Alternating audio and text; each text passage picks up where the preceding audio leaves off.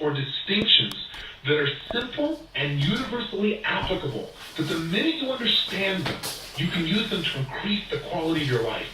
My whole world was revolutionized a few months ago when I read an article in Forbes magazine about a car that was being produced by Mitsubishi in combination with a Chrysler Corporation. In reading the article, I discovered that the car you and I know as the Plymouth Laser is exactly the same car as the Mitsubishi Eclipse. In other words, these cars are made by the exact same manufacturer. They are identical in every sense except one thing. They have a different name. And I guess the other one is they're offered by a different company. You want to know what's interesting, though? Chrysler sells an average of 14 of these per dealership. Their sales are in the ground. Mitsubishi is averaging 100 sales per dealership. Sales are skyrocketing.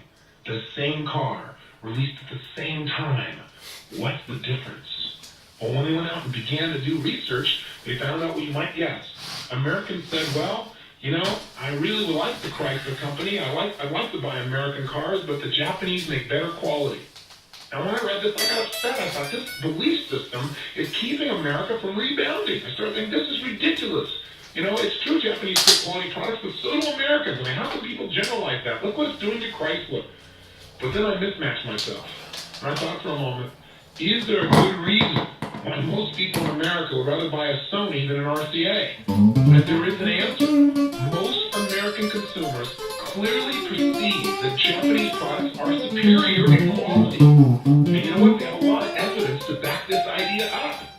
They have a lot of experience. And so they don't trust the American companies anymore. They won't even buy the product when it's even made by the Japanese under the American name, in Chrysler's example. Pretty amazing. But what has made the Japanese culture so obsessed with quality? Is it just the culture itself? That's what most people would have you believe. The reality is quite different. The actual basis for the Japanese miracle finds its place in America. What am I talking about? In 1950, Japan was war-ravaged, and General MacArthur was over there trying to get things done. He couldn't find anything but quality. He didn't even make a phone call. Finally, in utter frustration, he decided to work with a Japanese union of scientists to bring over the foremost expert in quality control in the world. His name, Dr. Edward Deming. Dr. Deming came in 1950 and began to teach the Japanese a standard to conduct all their business by. He taught them a new set of beliefs that were often completely contrary to traditional American business. And he taught them a series of strategies on how to constantly analyze and improve virtually anything they could manufacture. His philosophy was very simple. The only way the Japanese people could rebuild their economy and compete would be by setting a new standard within their businesses. And that standard was to focus on how they could constantly and never-endingly improve their quality. He said if they would increase their quality, quality would always cost less in the end. That an obsession with cutting costs and increasing revenues is what eventually destroys most companies. That most American companies focus on meeting a particular standard. And once we met that standard, we have satisfied customers. He said you do not want satisfied customers, you want loyal customers. And the only way they're going to be loyal is if they believe that what they're getting from you is the highest quality possible. And if you're constantly improving the quality of what you make or what you do, they'll stay with you.